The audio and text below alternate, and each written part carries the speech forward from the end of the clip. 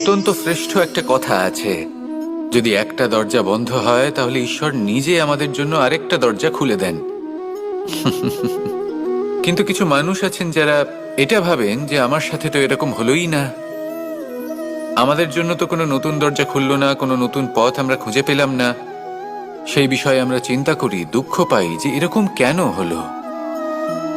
কখনো কখনো নতুন দরজা উন্মুক্ত হয়, কিন্তু পুরনো যে বন্ধ দরজা আছে তার সামনেই আমরা দুঃখী হয়ে বসে থাকি, আর এমন ভাবে বসে থাকি যে নতুন দরজার দিকে আমাদের চোখই যায় না।